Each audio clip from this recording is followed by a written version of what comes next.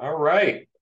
Hello, everyone. Thank you for registering and showing up for the Chicago Condo Buying Masterclass. During this presentation, you're going to hear from each of the five main professionals that you'll likely need to work with during the course of the condo buying process about the part of the transaction that they specialize in, giving you every bit of knowledge and confidence that you need in order to make your first or next step toward a Chicago condo ownership. Those five professionals are going to include myself, Jake Lyons, a realtor here in Chicago with At Properties, Tyler Cornelius, VP of Mortgage Lending with Guaranteed Rates, Mike Mazik, head real estate attorney with Mazik Law Group, Chris Bailey, insurance agent with Farmers Insurance, and John Terry, top home inspector with Jade Stone Home Inspections. I'm going to be sending everyone here a Google Doc to the chat with everyone's contact info.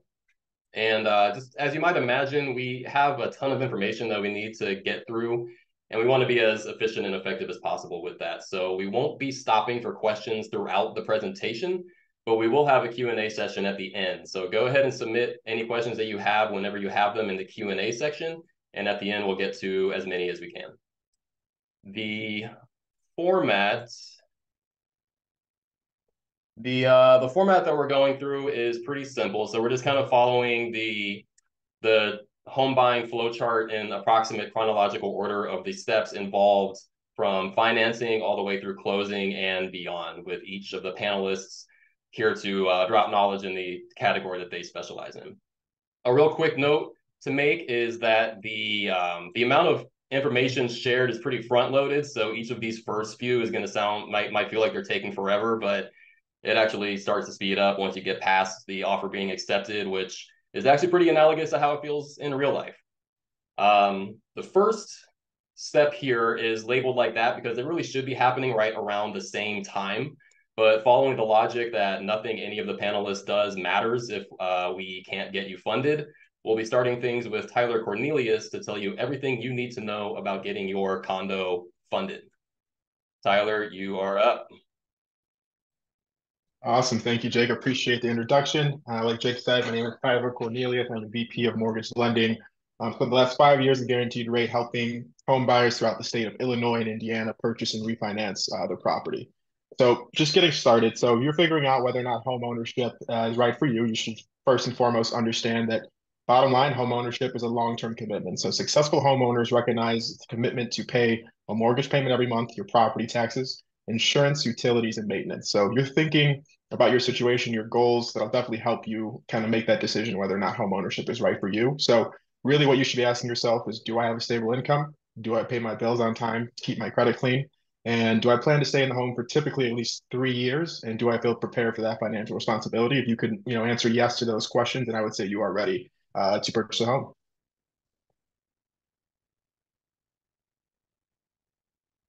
How does renting compare to buying? So owning a home is both an opportunity and a responsibility. So whether you're ready to buy a home depends on your own unique personal situation. No two buyers are the same. Everyone's situation is different. So let's consider a few benefits and features of buying compared to renting. So even if your monthly mortgage payment is about the same as your monthly rent, the difference to consider is where the money is going. So your rent payment goes entirely to the property owner, but when you own your own home, you are the property owner. So a portion of your monthly mortgage payment actually reduces the principal balance, which is the lump sum that you were lent to buy your home, which goes towards building equity in your home. So, however, I would say the one key factor you should consider is, unlike renting, it's not easy to move. So your life circumstances change, you need to move to another city. You may not be able to sell your property as quickly as you might like, which is a commonly overlooked factor that you should definitely consider, when weighing the pros and cons of buying versus renting.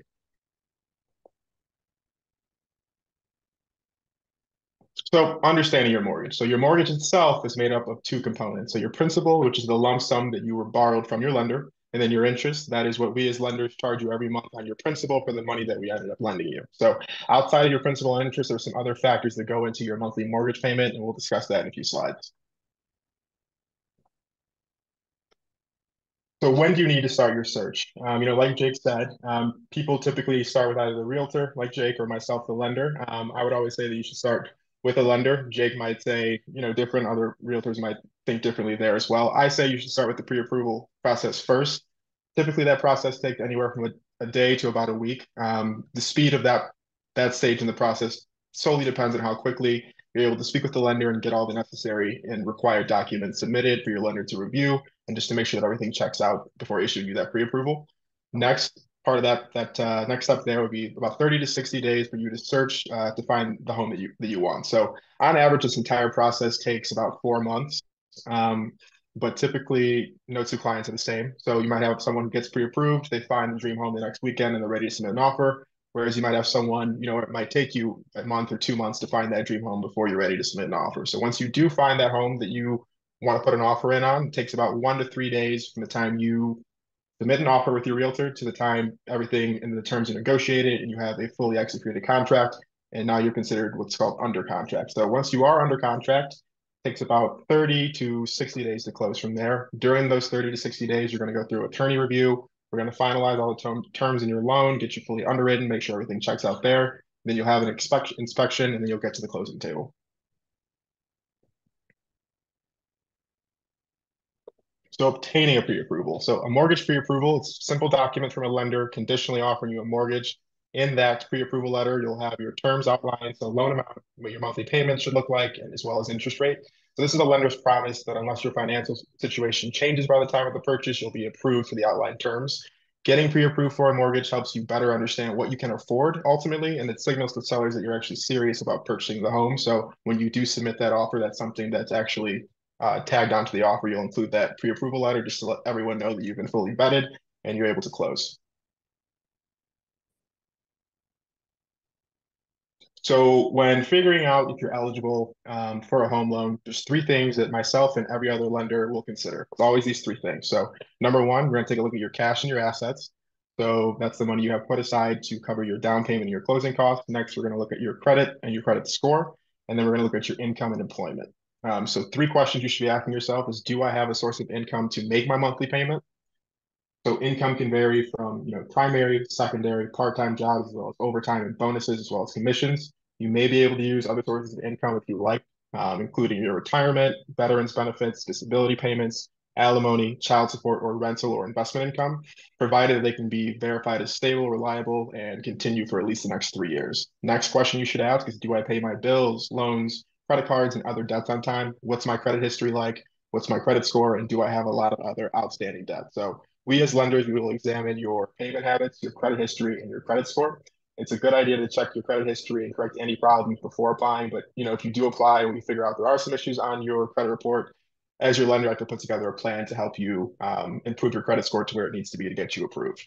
Lastly, you should be asking yourself, do I have enough money put away for down payment and to cover closing costs? So you may use funds from savings accounts, CDs, investments, or your retirement fund. In some cases, you may be able to use a gift from a relative, friend, employer, or nonprofit.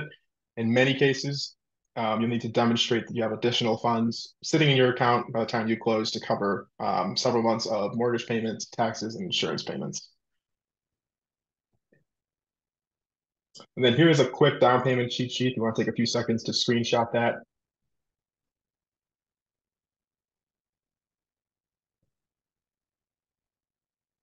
So one of the mortgage approval pillars of the three, so we have cash, and assets, and then we're going to look at your employment and income, and then credit score. So what is a credit score exactly? So your credit score is a number based on your total credit history. So credit scores range from 300 to 850. The higher the score, the better the credit. So we as lenders consider your credit history and credit score in making decisions about your loan approval. It actually ties in directly to what interest rate we can offer you and what loan amount we can offer you, as well as the type of the loan you can get. So if you apply for a loan with one or more borrowers, we also have to evaluate each borrower that's applying. So how do we as lenders evaluate your ability to repay? So the amount you can borrow will depend on a few factors, including your ability to repay. So we use two ratios when considering and reviewing your ability to repay. So the first is your debt to income ratio. Debt to income ratio, also commonly known as DTI, is a ratio percentage of your gross monthly income that is spent on monthly debt payments. So that means your expected monthly mortgage payment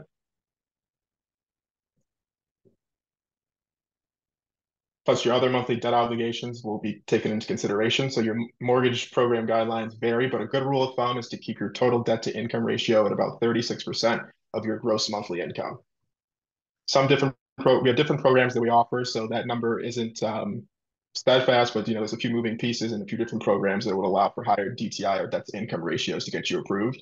And the second ratio we were taking a look at is the housing to income ratio. So this is the percentage of your monthly income that is spent on monthly housing payments. Your lender will also compare just your, expected monthly mortgage payment to your gross monthly income. So we have many different programs, but a rule of thumb for this ratio is to keep that right at about 26%.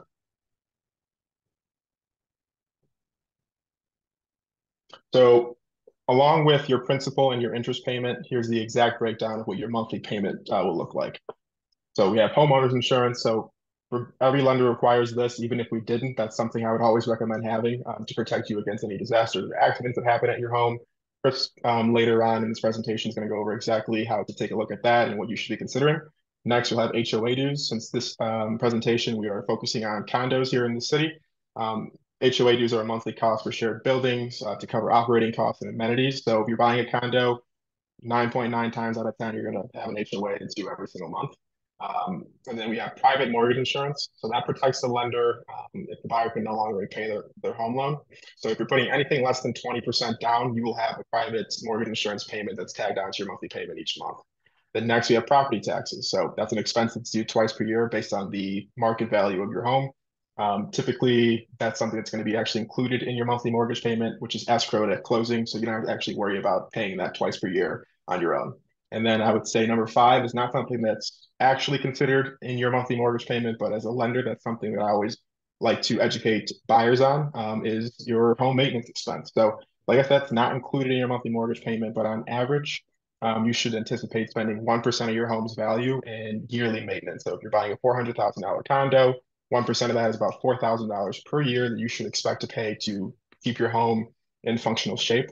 Luckily, since you are buying a condo, it does come with homeowners association dues, and along with those dues that you're paying every single month, part of that actually goes to maintaining your home. So if something is to break down, depending on the rules of your HOA that you're buying into, they may be covered in the homeowners association dues that you're paying monthly. So a question I get all the time is, what's my interest rate? So that's, a general question I always get. There's no defined answer to that. So your interest rate depends on several things. So number one is going to be your credit score. So the higher the score, the better your interest rate will be. Number two will be your down payment. So typically, the more you put down, the better your interest rate will be. Loan amounts. So typically, the less that you're actually being lent, the ratio called loan to value. So the lower your loan to value, your interest rate will increase. And then property type. So condos are typically going to be coming with a slightly higher interest rate than you would if you were to buy a detached home or a townhouse. So that's something I get all the time. Most people who are buying a condo are going to go Google search what's the average 30-year fixed mortgage rate. That number that you're going to Google and get is based off of single family detached homes, not condos. Condos are typically priced a little bit higher when it comes to interest rates, so that's something you should definitely anticipate. And then last you have is time to close. So that'll determine your interest rate as well, whether or not we need to lock you in for 15 days, 30 days, 45, 60, or 90. The longer we need to lock you, the higher your interest rate will be. And it only varies slightly. It's not going to be too big of a jump. And then budgeting for closing costs. I work with a lot of first-time home buyers. They're typically on average putting down 5%.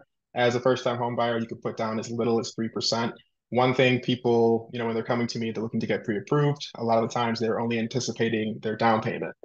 You actually will have closing costs on top of your down payment. So closing costs be a one-time fee that are paid when you close. So it's going to cover things like attorney fees, lender fees, title company fees. On average, you should be anticipating your closing costs to be anywhere from 2 to 3% of your purchase price.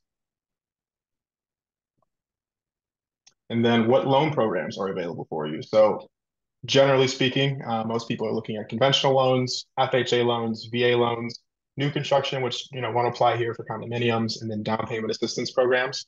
Um, won't touch too much on down payment assistance programs, but if you are someone who is eyeing to purchase a condo here in the short-term future and you don't think that you have enough money put away for your down payment, your closing costs, depending on your credit score and your income and what type of property you're looking at, we do have some grants that are offered through the state of Illinois that can actually give you some money towards your down payment. So looking at conventional loans, these can be used for primary residence, second homes, and if you're looking to purchase a condo as an investment property. So minimum down payment for a primary residence ranges from 3% being the lowest on average to about 5%. You need a minimum of a 640 credit score to be eligible for a conventional loan. Next, we have FHA loan, very popular program, just due to the flexibility of a few of the different guidelines there. So it can only be used for primary residences, 1 to 4 unit properties, as long as you live in one of the units. Minimum down payment for an FHA loan is 3.5% down. With an FHA loan, you're actually able to get approved with a credit score as little as 580, and it's more flexible in your debt to income ratio as well. But with FHA loans, you should note they come with many benefits, but unfortunately, FHA loans are less feasible and less common on condos. The reason being is that the condo building that you're buying in must be what's called FHA approved. And in the city of Chicago, most condominium buildings are not FHA approved. Many different reasons as to why they're not.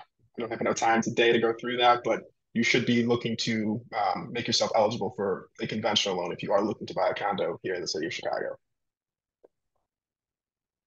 Next, we have VA loans. So VA loans, the biggest part about that is that there's no down payment requirement, can be used only for primary residents, exclusively available only to veterans, service members, and their surviving spouses. So the great product, since you don't actually have to bring a down payment to the table, but same thing you're going to run into here is what we're running into with FHA loans. VA loans, building that you're buying in must be what's considered VA approved as well, and most of the condominium buildings here in Chicago are not. So your best bet if you're looking to buy a condo here in Chicago is to make sure that you have the required credit score for a conventional loan, which is 640.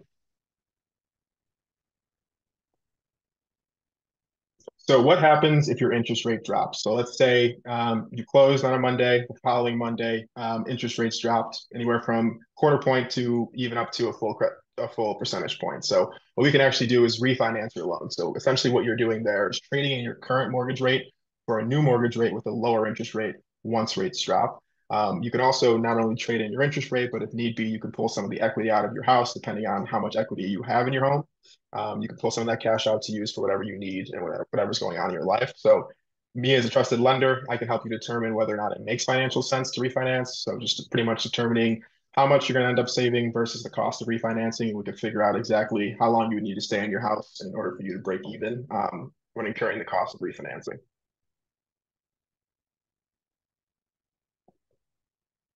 Another thing, if you want to quickly screenshot that, if you are eyeing to buy and you're looking out to get out there and potentially get a deal on the home you're buying, I always typically say November to December, the winter months, are the best time I'd say to buy. There's less buyers out there. People are at home with their families during the holidays. It's the slowest time of the year. Less buyers mean less demand, which means you're not going to be going out there with multiple offer situations and getting into bidding wars. And it's typically the best time you could find a deal on the home you're looking for.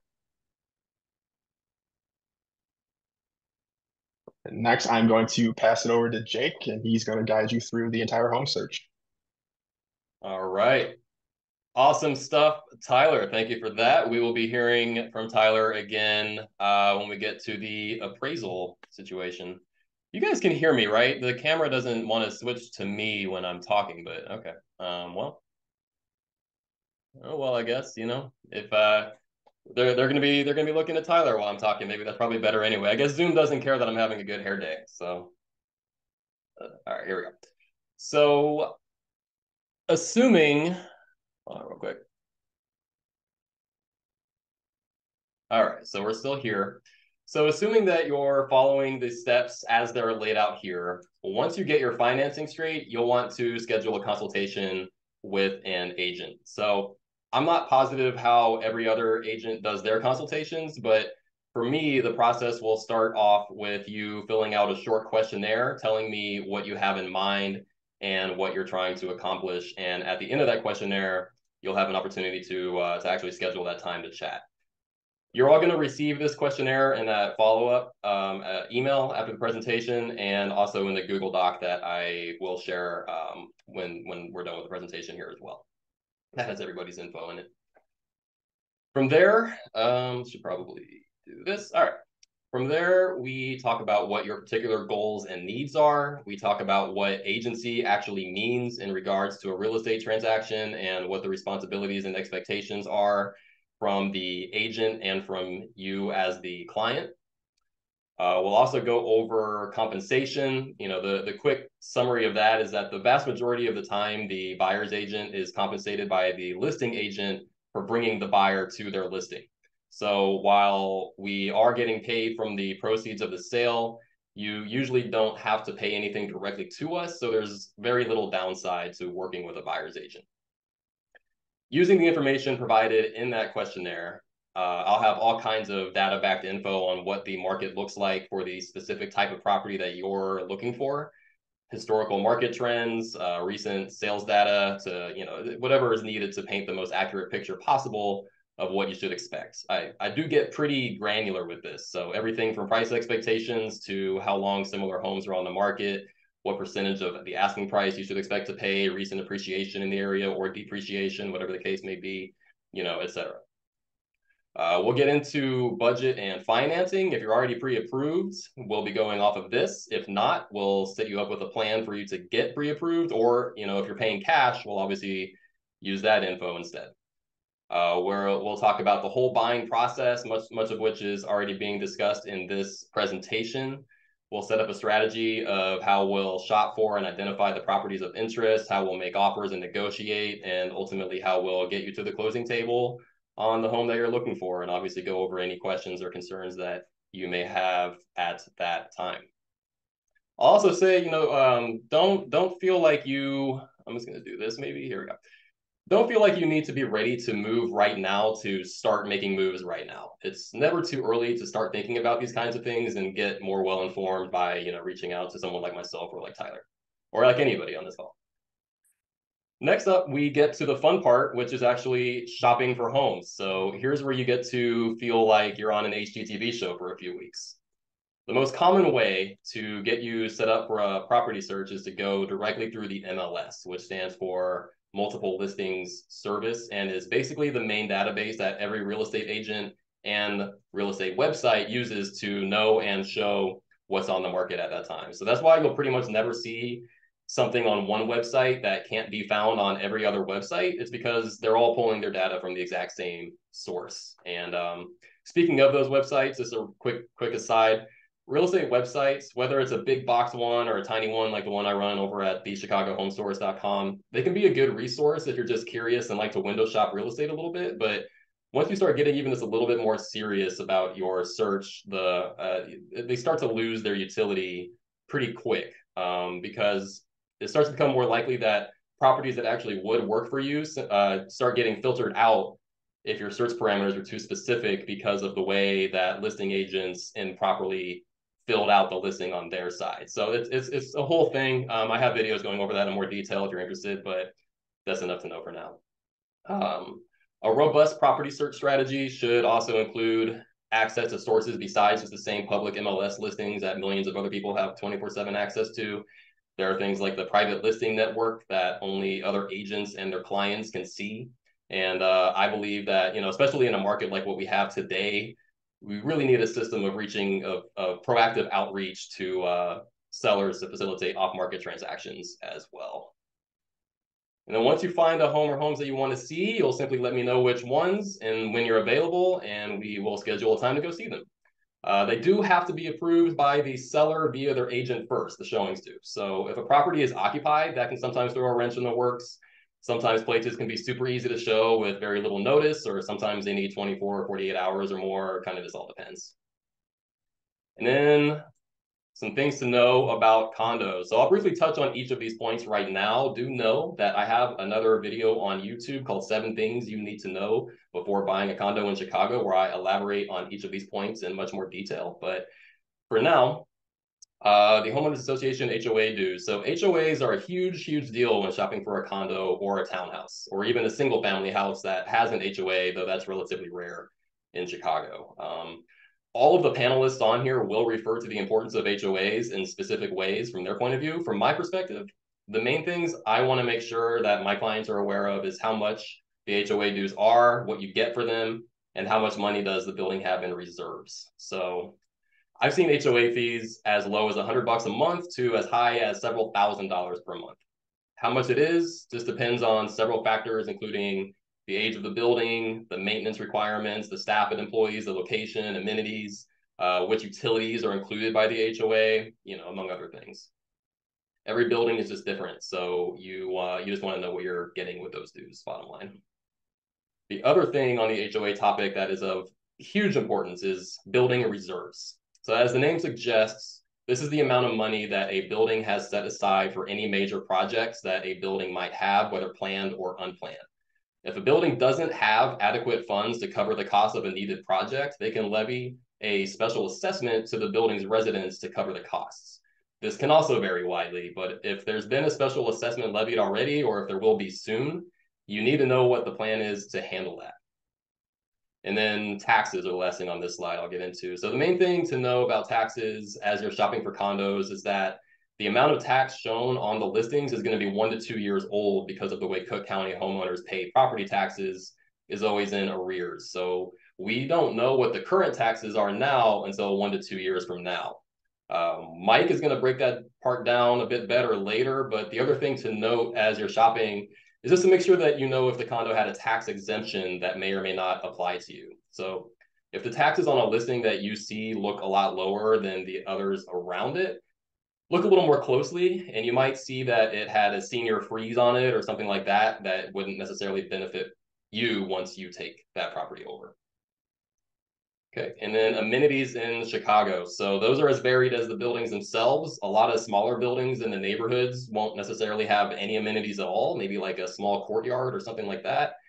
And then a lot of the bigger buildings downtown or along the shoreline might have all kinds of things like door staff and pools, gyms, business lounges, dog runs, golf simulators, spas, dry cleaning, convenience stores. Like anything you can think of. But obviously, if you're going to get that kind of stuff, expect to pay a little bit more in your HOA fee. And then if you're buying a condo as an investment, or at least want to keep the option open to rent it out later, it's important to know what the HOA's rules are for renting out the units. So some buildings don't allow rentals at all. Some buildings will allow units to be rented with no restrictions at all. And then there's a whole spectrum in between. So like a common setup will be something like 20% of the building's units can be rented out at a time. And if that threshold is met, you go on a wait list. Others may specify an amount of time of ownership before you can rent it out, things like that. So just know what you're getting yourself into there. And then a quick thing on Airbnb or similar short-term rentals. It's very difficult to do that in Chicago at all, and virtually impossible to do in a condo because even if you could get around the city's regulations, it's really tough to find an HOA that's willing to let you do it. Parking, the main thing there is just to make sure you know if the parking spot is actually included in the price or not. This is especially pertinent in the downtown neighborhoods with parking spots that are often separate entities with separate PIN numbers. It's unfortunately a common practice to list a condo at a certain price, say it comes with a parking spot, but then when you're looking into the fine print, it turns out that the parking spot is actually an extra like $20,000 to $40,000.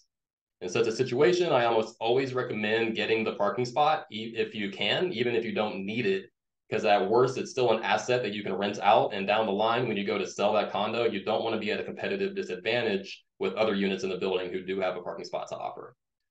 And then pets. So if you got a fur baby, again, just make sure you know the building's rules. Some allow pets, no restrictions at all are welcome, no weight limits, no nothing. Some don't want anything in there unless you can prove that you have like service animal paperwork or something like that. Just just know what you're getting yourself into. There's the bottom line with that. And then how to determine the value is what I get into. So, I don't know why does it do that. All right, whatever.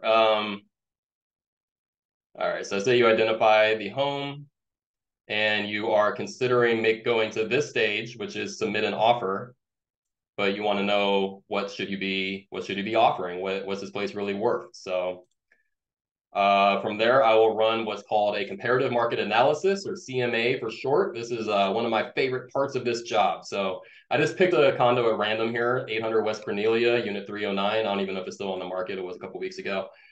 It's 2 bed, 2 bath, 1 garage spot, a balcony, in-unit laundry. It has a dishwasher. It has 26 units in the building. Was built in 2002, 1065 square feet, and 4 stories is the building. So what I will do is I will look for the most similar, preferably closed sales within a mile or less and within a year or less, and just compare what were those types of places going for. And then, I'll stick to the confines as much as possible. Like I don't want to go less than 12 or more than 1,200 square feet. I don't want to go, stick between these dates, etc. And then that'll shoot out this analysis. It'll look something like this. I won't go through everything, but it'll just tell you what were these similar condos, what do they sell for. It looks like Cornelia's coming in a little bit hot compared to the other ones that actually sold. um, you get the average price per square feet, the average number of days on market, just all kinds of pretty important information when you're trying to figure out what you want to offer. You'll see that everybody got everything that they were asking for. Everything got at least 100% of the original list price. So that's kind of important. It is common to not list the square footage on condos. So a lot of people, they might tell me like, I don't want to live in a place that's under 1,200 square feet or whatever it is. I can do that, but it's going to filter out a lot of places just because they just didn't put the square footage in there. So keep that in mind. And then we'll submit the offer, which is just a fancy way of saying we'll fill out a contract and send it over to the listing agent along with all the disclosures and all that kind of stuff. I'm just going to walk you through real quick what a contract actually looks like. And definitely not going to go through line by line, but just so whenever you're doing this, it's not the first time you've ever seen one of these. This is what it looks like. You put, your name here, the address that you're getting. Here's where you would specify what all you want to come to stay with the place, what kind of appliances and whatnot are staying, the price you're offering, the amount of earnest money, financing information when it's actually closing. Kind of the most important stuff is in these first couple pages. That's where everybody's eyes go first, but then there are 11 more pages worth of the kind of stuff that you hire Mike to handle, honestly. Um, but it all is important for sure. Okay, and then from there, probably going to be a couple rounds of negotiation. Some tit and tat and whatnot, and after a while, offer is accepted. Congratulations, you made it this far. The next step is going to be to submit your earnest money. What's earnest money? Earnest money is a good faith payment. It's just an amount of money that you will submit in order to show the seller that you have some skin in the game and show them that you're serious. It can be any amount legally, technically. I recommend no less than 1 to 3% of what you're offering. It applies towards your closing costs. So it's not like an extra thing. It's not like an extra expense. It all kind of goes into the same pot. And important to know that losing your earnest money is pretty difficult to do. There are lots of contingencies and protections in the contract in this whole process along the way that protect you and your earnest money if something comes up where you can't get your financing, or something comes up in the inspection that you don't like, or if there's just something on the contract that you're just like, no, I don't want to do this anymore. As long as it's within the attorney review period, there's all kinds of stuff that you can do to keep your earnest money. And then from there, and again, like these aren't necessarily in chronological order when you would do it. You'd probably want to set up your relationship with your attorney right around this time, but attorney review handles what comes up during the inspection, which is why next up is going to be the incomparable John Terry with Jadestone Home Inspections to talk to you about home inspections. John Terry. Excellent. Thanks, Jake. Great thing about the home inspections is this is when things get really fun. It can be daunting. It really can be, especially if it's your first time. There's going to be a list of typical fixable items that are going to come up in the inspection and the report. But it is expected. And we're going to go through some of those things right now. So some things you can expect out of a home inspection. What is a home inspection? A home inspection, a modern home inspection, is an evaluation and report of the age and condition of the components that you're purchasing in the home. Now, with condos, that's specific because it refers to the interior of the home as opposed to the exterior of the building. And I'll go through that in just a minute. But this modern home inspection also is generally going to include some communication. The items that we find in that inspection, we want to communicate that verbally so you have an understanding of what the issue is and what's involved in repairing it. And then, of course, that's reiterated in the digital report. And the software these days is awesome. So you get the report very soon. You get it very quickly. And it helps speed the process along with very vivid images of what's going on and what needs to be addressed. So the question is, why do you need a home inspection? Well, up until maybe the 80s, it really wasn't a very popular thing. It was a selective thing. Now it's pretty mandatory. It would be, for most of us, we think it would be a mistake to go into a purchase without an inspection because um, you're not going to find those things during a walkthrough. You may not find these items that need to be addressed even within the first 6 months to a year. These are things that you need a trained professional, somebody that's going to walk and create a matrix screen in each room, go through the components, find those ones that need to be addressed that you would have no idea about. Even if you're a tradesman, if you're an electrician, and I know the electricians I work with will always get a home inspection when they purchase a property because of all the other trades that are involved that they're not trained in. There's about 7 trades in all that we have in any single given home, from HVAC to plumbing, electrical, etc. We'll go through that in a second too. But that's why you need one. Now you can also, 2 things, you can use this report as sort of prioritizing the importance of when to address these issues. So now you've got this report you can go to anytime, 6 months down the road, a year, years, 5 years down the road. You pull the report up and say, oh, that's right, we need to address that, or I've been putting that off. Or you can say, hey, these are the 6 things I want to do right off the bat when I take ownership. So you can use it for that as a plan of attack. And also, who receives the report? Well, it's just you, and then whoever you get permission for. It's a private report. That's what you're hiring. This is not a municipality inspection. It's much more in depth, and it's just not code focused. It's more focused on what things need to be done, regardless of whether it's a code or not, based on what a professional's opinion. That then often you'll say, yes, please send that to my agent as well. And then Jake will get that report as well. It can be then forwarded to your attorney. And then that could be used in the bargaining table as well. Often it is. You could, there's sometimes credits are asked for. Instead of asking the seller to repair some plumbing issues or loose toilet bowls or anything like that, or electrical upgrades that need to be done, you could simply ask for a credit, which is great because then now you get to choose your contractor that you feel good about, and that you can contact down the road when if something you need further assistance with that repair or improvement. What kind of inspections are there? Well, there's the home inspection. Then there's the radon inspection, which we don't do a lot in condos. If it's a first floor unit, somewhere in the burbs, often we'll recommend it. Not often in the city. Luckily, we don't seem to have a lot of high numbers of radon intrusion into the homes and the condos. We could always do it anyway. Sometimes it's just good for a peace of mind.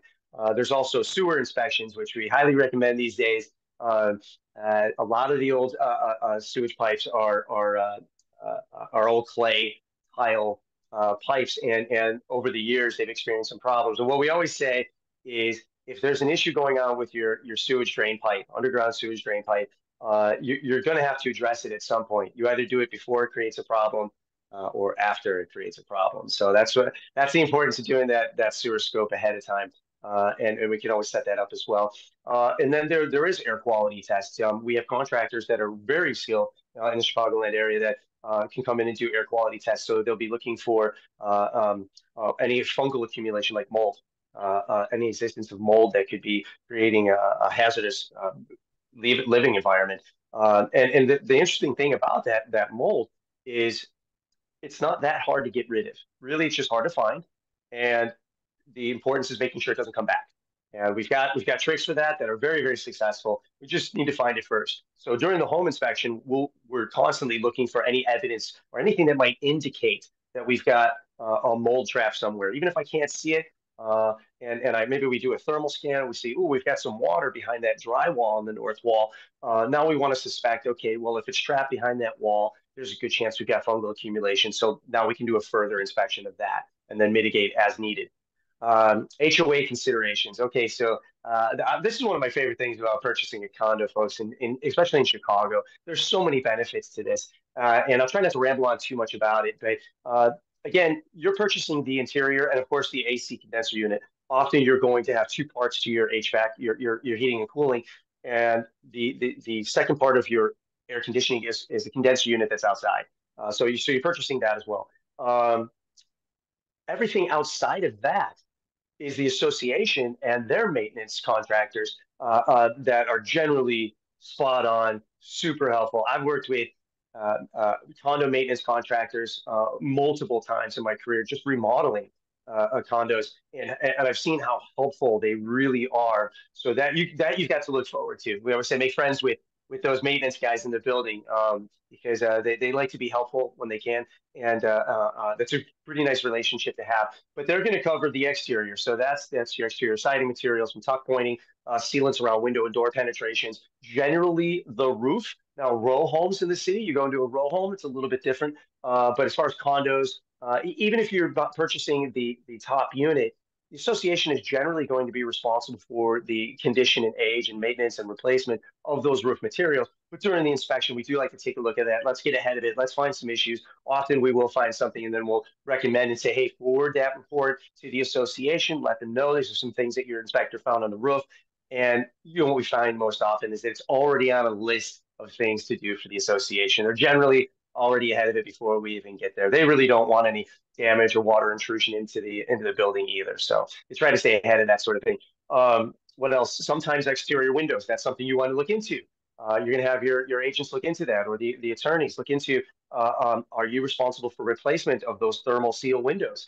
Those windows are fantastic. Often they do have a couple vulnerabilities, and we explain that during the inspection how to keep your moisture levels down in the middle of winter so that you're not affecting the thermal seal on those windows, allowing that argon gas to get out. When that happens, you'll see that fogging and liquid between the two panes of glass. You've lost your thermal seal. So sometimes it's going to be the homeowner to be responsible for that cost. Sometimes it is the association. You want to look into that for sure. What are you responsible for? And then we'll do the next screen. So what you're responsible for, again, everything you're purchasing. So that's going to be your furnace, a water heater if his water heater is in the unit, the electric, everything on the interior. So the electric, that's your electrical service panel, switches, receptacles, wiring, conduit. So there's a lot on the interior that you're taking over, and you're going to take that responsibility of all of the plumbing that's on the interior, of course, and that's where it really gets involved as far as a homeowner. If you've heard horror stories, they used to be more prevalent. I think the horror stories have been declining because we're able to get ahead of these things during the inspection, and then have professional contractors come in and take care of it, or the association. Sometimes the association would prefer that repairs be done in-house. And I always say when you take over, whatever is on your report that you want to address as far as repairs, go to the association first and say, hi, these are some of the repairs I'd like to do in the home, electric, plumbing, and how do you recommend I go about it? They often will say, well, you know what, we can write up a work order for you. We can do that in-house. Or we have contractors that we like, that we prefer. Those contractors are already familiar with that building, and each building has its particular requirements and rules. So that's always a great way to go. Appliances and mechanicals, you are purchasing and now responsible for the appliances and mechanicals. Mechanicals, again, is the HVAC equipment and any heating equipment like the water heater if it's there. Appliances, that's going to be everything in your kitchen for the most part. So we do go through that in the inspection, make sure everything's operating properly, nothing is leaking. And often we'll find some things that we say, oh, that needs to be repaired. It could just be something as simple as an inoperable stovetop burner, very easy to fix, or a dishwasher drain line that just isn't looped very well. So you could get a little cross connection of waste material into your dishwasher appliance. We can get ahead of all that stuff. Those are all minor, and we expect to see those. Let's see, mold and moisture accumulation. So that's an important one, obviously. We are looking to see if we're getting any water intrusion into the home. Sometimes that does happen. It's fixable, but we need to find it before it causes a problem, which it can do. And then I'll show you a slide in a minute here of some examples of that. Indoor, outdoor safety hazards. Yes, indoor, outdoor safety hazards. They're very, very important. We're highly alert to look for these things. Obviously, for children's sake, we've got a lot of safety hazards, but it's not just that. We want to make sure there's handrails, proper handrails, installed properly in the stairwells, and that these days we want returns on those handrails so that they don't grab purses and backpacks and apparel.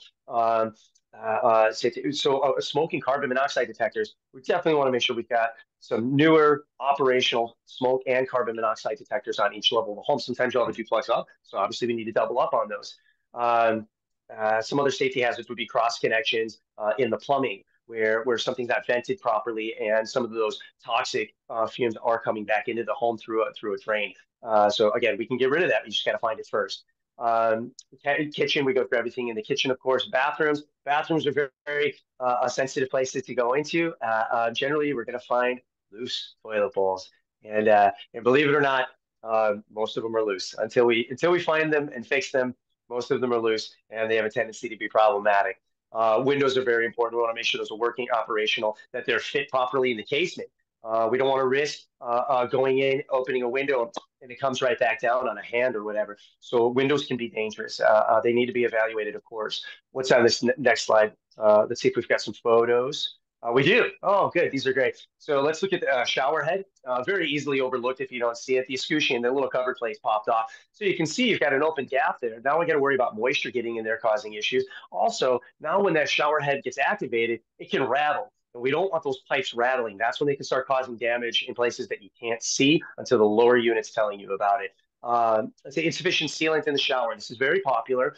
Showers and tubs often don't have sufficient sealant around the shower pan or the tub connection to the walls and floors. It's easy to overlook.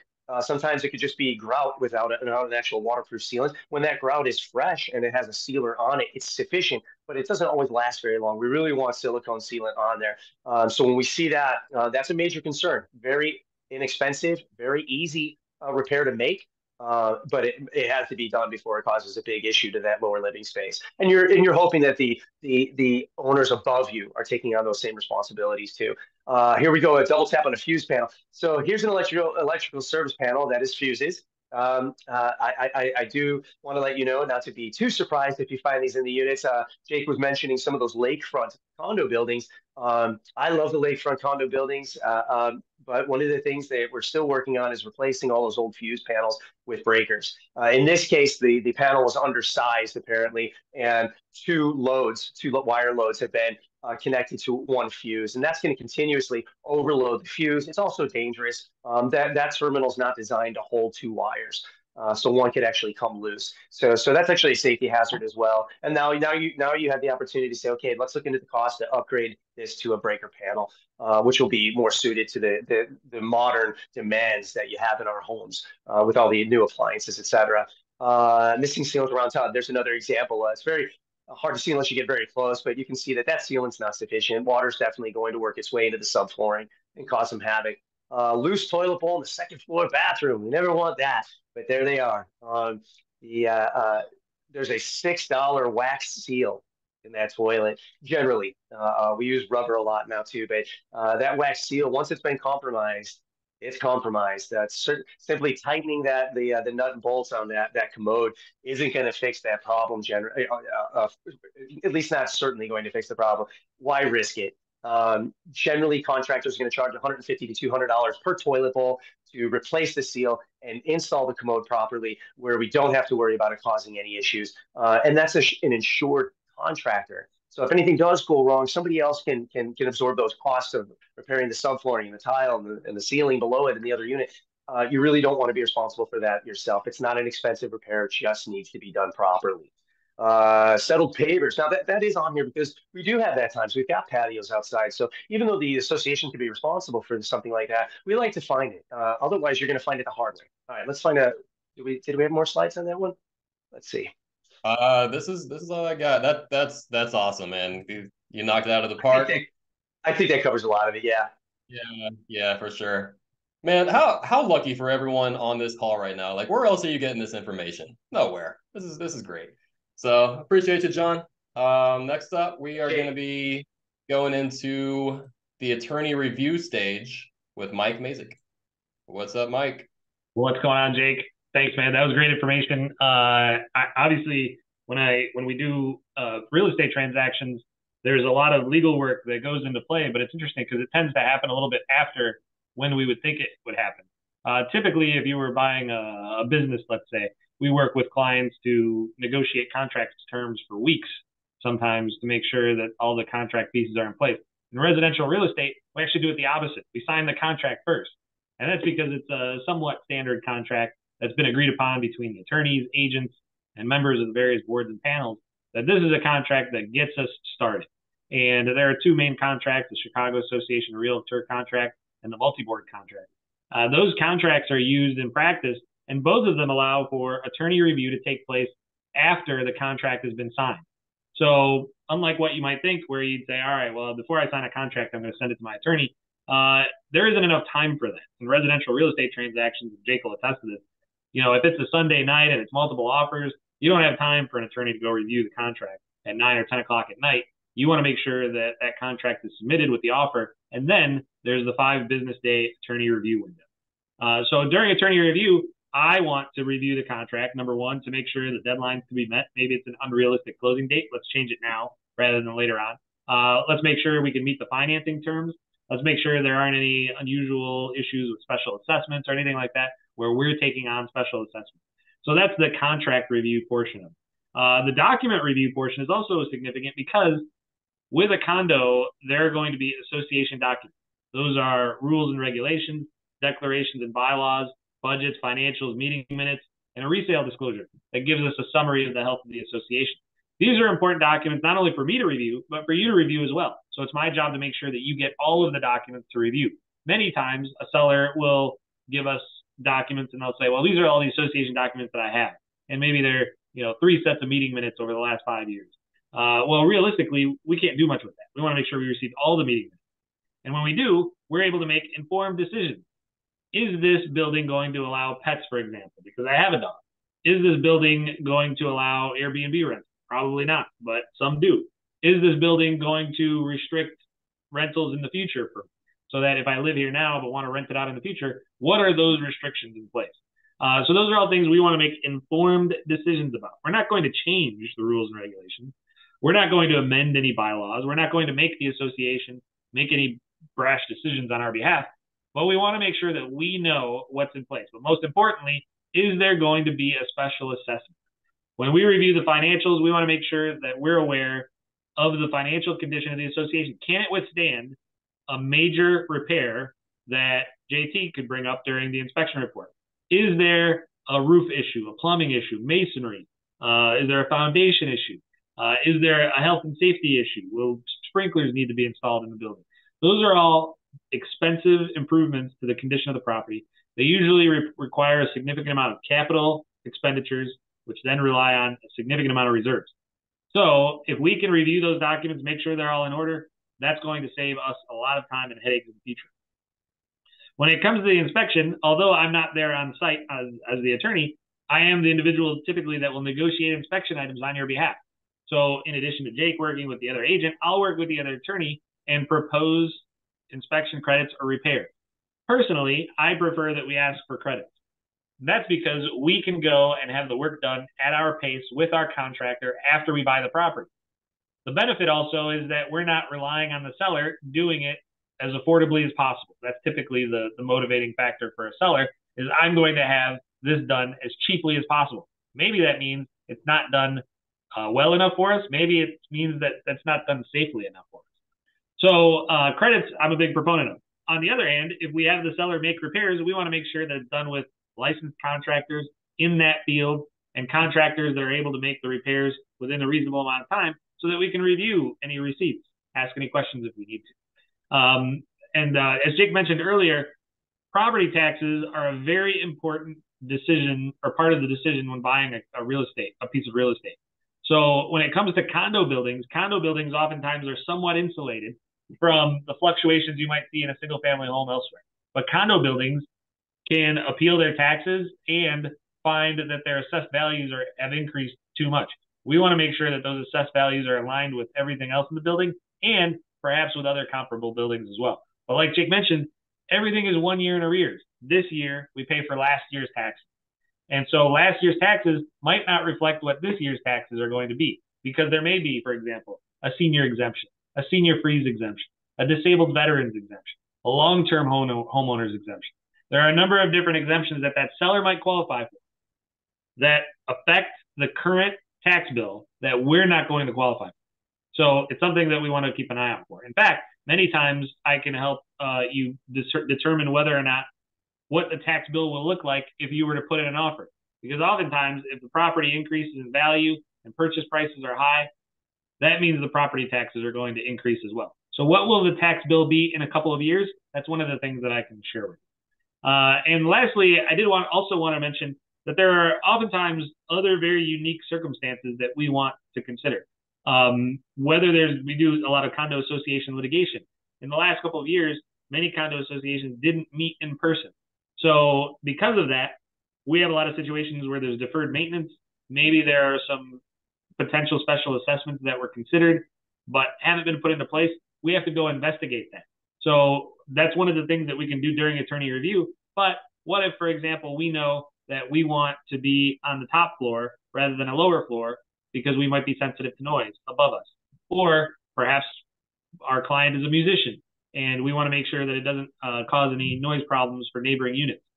If you have pets, if you have children, if you have areas that you want to use within the property, like a gym, for example, or a lot, these buildings now are equipped with everything, like Jake mentioned, podcast studio, other areas, study areas. Those are all things that we want to make sure we have full access to and that there are no restrictions that would prevent us from using it the way that we'd like. But obviously, every situation is so unique that it's very important to have a good conversation between Jake, the agent, and myself from the legal side of things. So to the extent that you're in that position, you have questions early on, I'm always happy to help.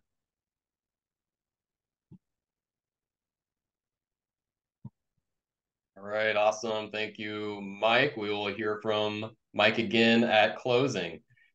Now let's hear from Chris Bailey with Farmers Insurance, who has just been patiently waiting and biding his time to tell us everything we need to know about condo insurance. What is up, Chris?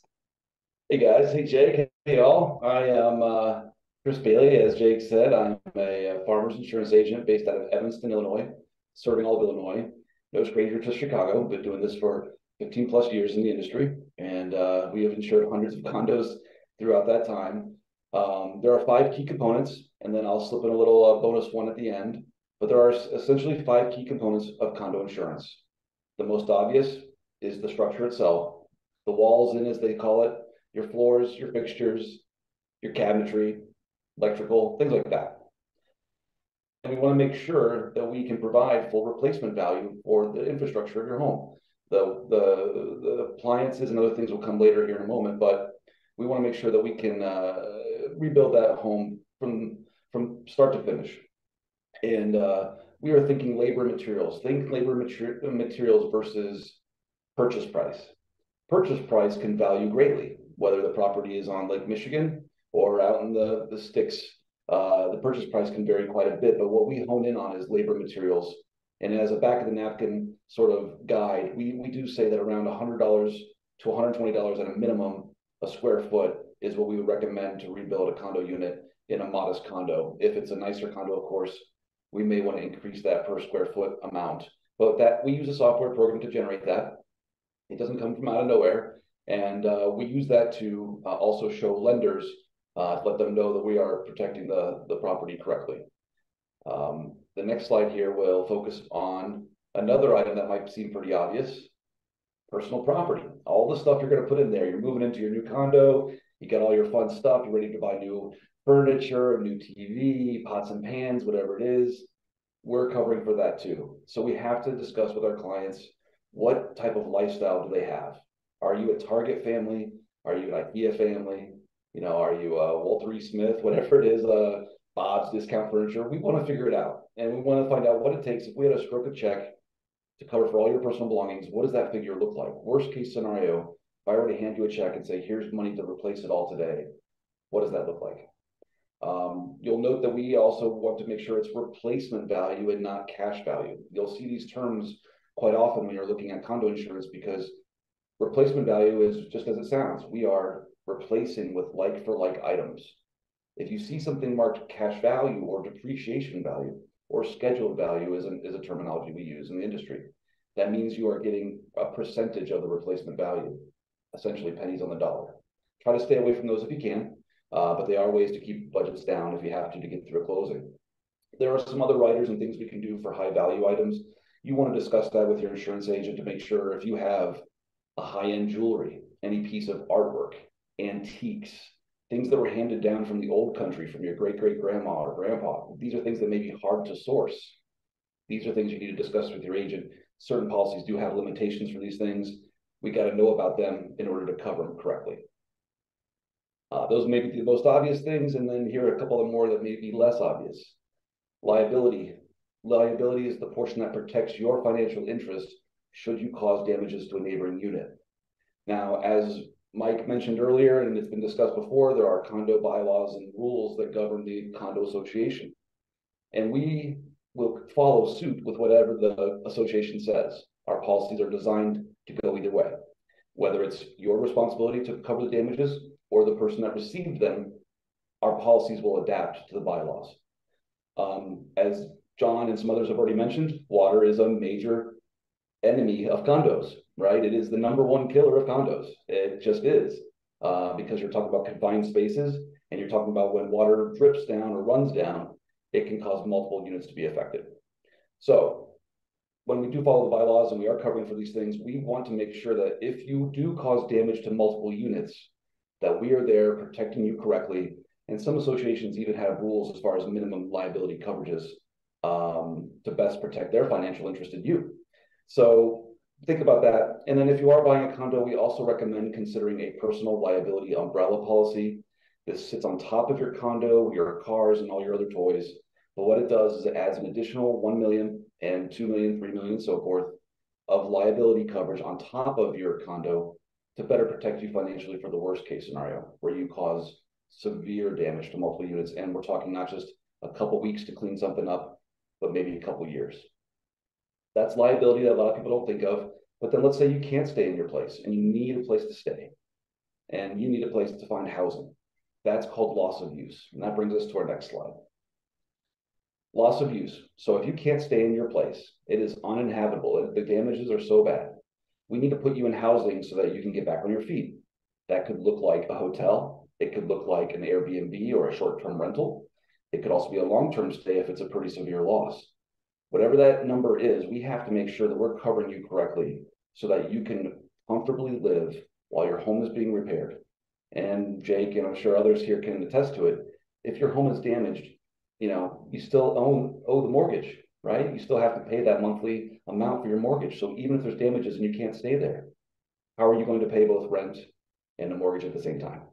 That's where we step in, okay? And so we do, as a business and as an agency practice, try to provide at least up to 2 years of support, which is the most that most insurance contracts will allow, to best protect our clients to fully rebuild, fully move back in, and pay for any other damages they may or may not have caused so that they can make a full recovery. If something goes beyond 2 years, that means it was likely a large-scale loss. There's a lot of insurance companies involved. There's a lot of chefs in the kitchen, as they say. It might drag on a little longer than that. Our companies can make exceptions for extreme circumstances, extraordinary circumstances such as poor health, things like that. But in the whole, we are here to support you for housing when your housing can't support you.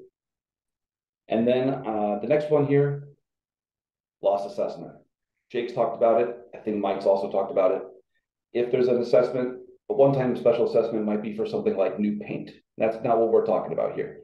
A special assessment or a loss assessment for an insurance perspective is something of a severe nature that's so bad they can't cover for it because there's not enough money in their surplus or there's not enough money in their budget. And it was so bad that they weren't expecting it and or their insurance didn't cover it correctly. Maybe it was a poor policy. In those circumstances, they may come door to door and ask for a one-time special assessment due to an insurance-related or claimable event or a serious loss. They have been in the tens of thousands before. I recommend at a minimum to carry at least 10% of coverage so that if they do come to you and say, hey, we just had lightning strike the roof and now our power is destroyed or the roof is damaged or there's a AC unit that's gone kaput, at least $10,000 will soften the blow. Even if it's $5,000, we'll cover it.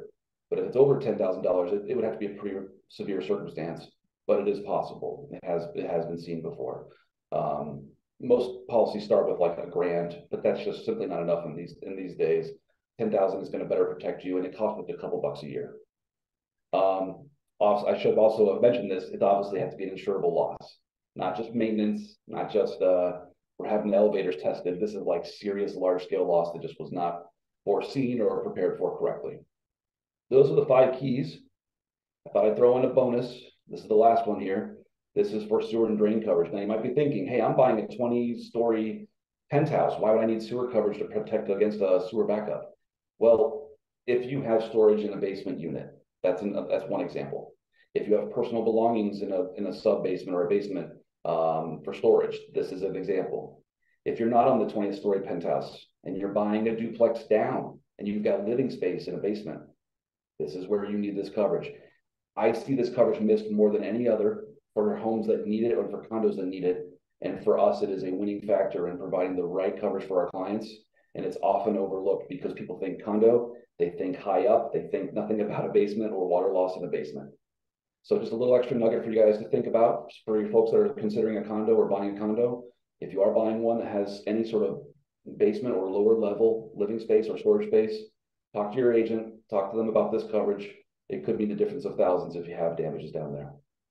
Of course, if you have any other questions or follow-ups for me, like to discuss any of these topics that I just presented, feel free to reach out to me or to Jake or anyone here at the group here, and we'll help you at any time.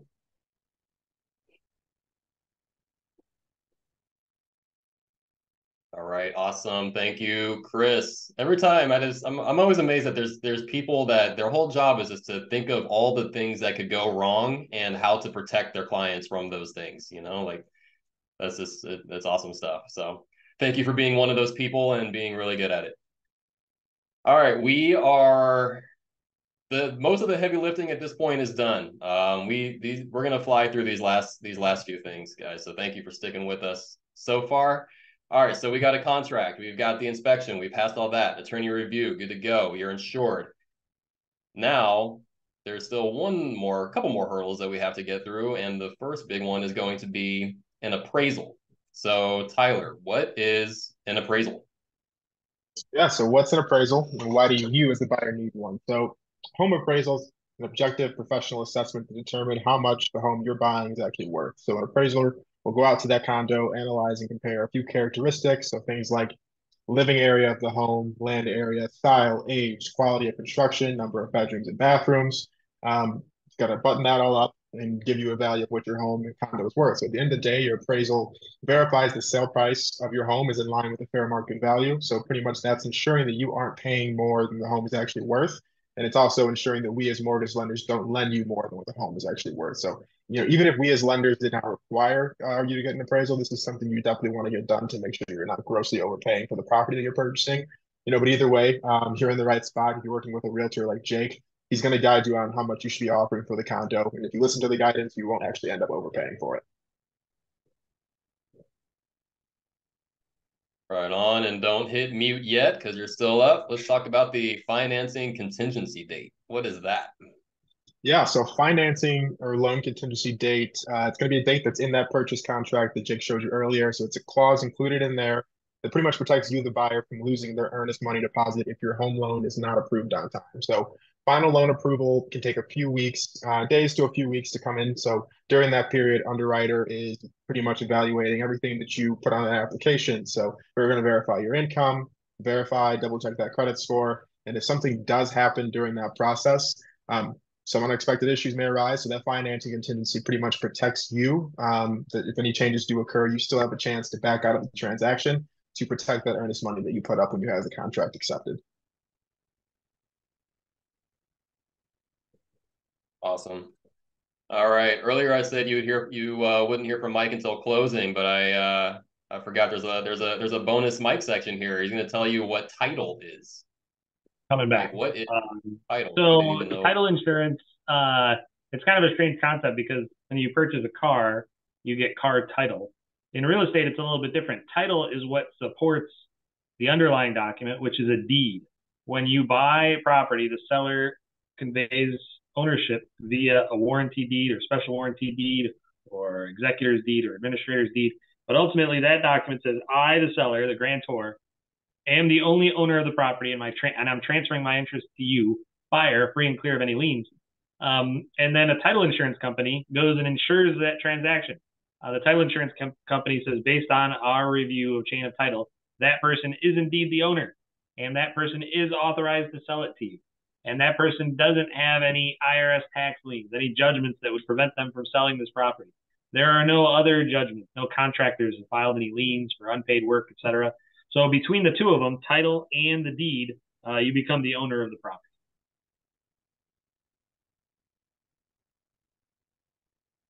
All right, simple enough. Next one is I'm up. So the final walkthrough. So when you are, sometimes this can be the morning of close or the day before, just sometime within a reasonable short amount of time before the closing, we'll do a final walkthrough, which is exactly what it sounds like. We will go walk through the unit and just basically just make sure everything still looks good. Especially if some stuff came up in the inspection that you requested the sellers to fix prior to close. Maybe you wanted them to fix it instead of going the option of getting a credit. You want to go in there and this is your opportunity to make sure that they actually did do that thing, whatever it was. But it's also just a good time to go through to kind of, make sure that if the power is on, if the sellers didn't turn the power off, make sure that everything still works, make sure that the appliances work, make sure the windows just you're about to go spend probably, six figures at least on this place. You might as well just kind of have one final walkthrough to make sure that everything still looks good. Usually it's kind of a formality, honestly, but 99% of the time, it's just kind of like you walk in, it's like, yep, still here. Okay, let's go do the closing now. But, there is 1% of the time where it's like, okay, there's something actually really weird that needs to be addressed. So that 1% does make it a worthwhile thing to do. And then from there, we move on to closing. And, me, Tyler, and Mike are all somewhat involved on the day of closing. Some, more than others. I'm mostly there just for moral support and to take a selfie with you with a big giant key. But this is really Mike's time to shine. So, Mike, I'll let you take it away with this. Yeah, absolutely. So closing, sometimes people have a perception that we have to sign hundreds of pages of documents and that it's going to take hours and hours. The closing process is a little bit smoother these days. Most lenders, and Tyler will be able to confirm this, most lenders have made the process a little bit easier. Some of the documents can be signed prior to the closing. So we're signing perhaps the more important documents, the documents that have to be witnessed and notarized. I'll review those documents with you. The closing process really shouldn't take more than an hour and a half. You don't have to, there are plenty of times where we've scheduled a closing during someone's lunch so that we'll close and then they can go back to work if they need to. Oftentimes, the biggest issue with closing is how do we get funds to the closing? If your cash to close or the amount for your closing is more than $50,000, it has to be wired. If not, it can be a cashier's check payable to the title company. When we're at the closing, it is a little bit anticlimactic because ultimately we're in a beige conference room and we're signing hundreds of pages of documents or less, depending on the lender.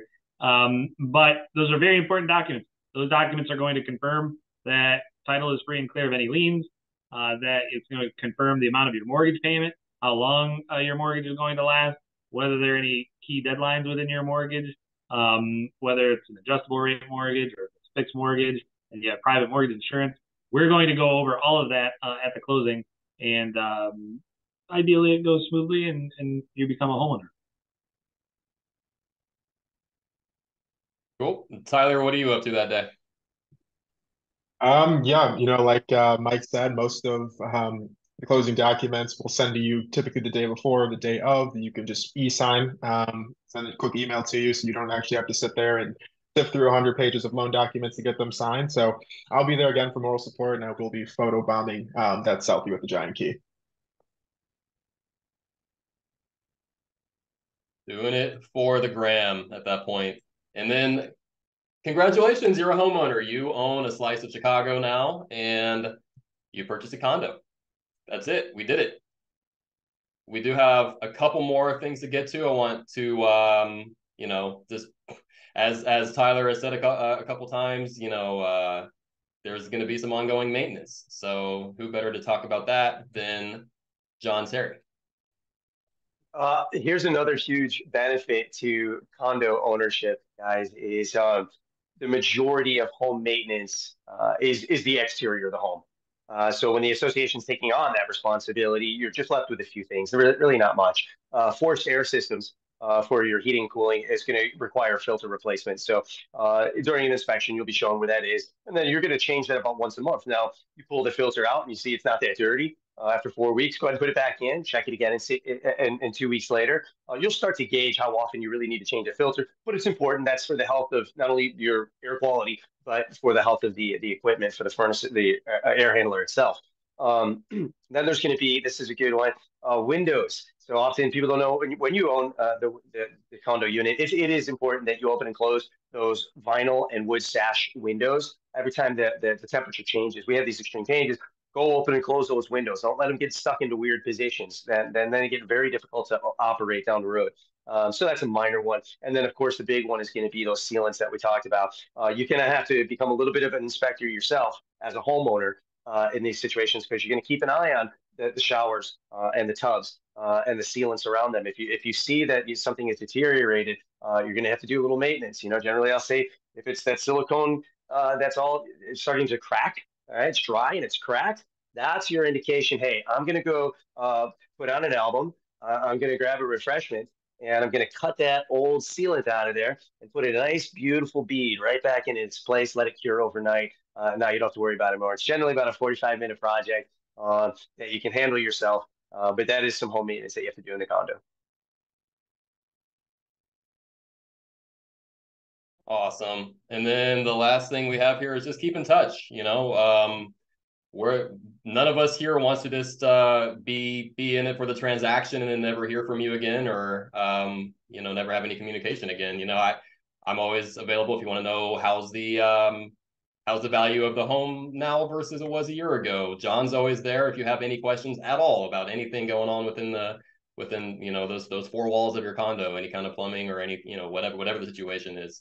If you got some situation going on with the HOA or maybe some document, anything like that, Mike's there for you. If you want to know what rates are like, hey, is it a good time to refinance? Tyler's got you. And of course, Chris, if there's anything going on an insurance, on the insurance side, he's happy to be in constant contact with you as well. So that is the presentation.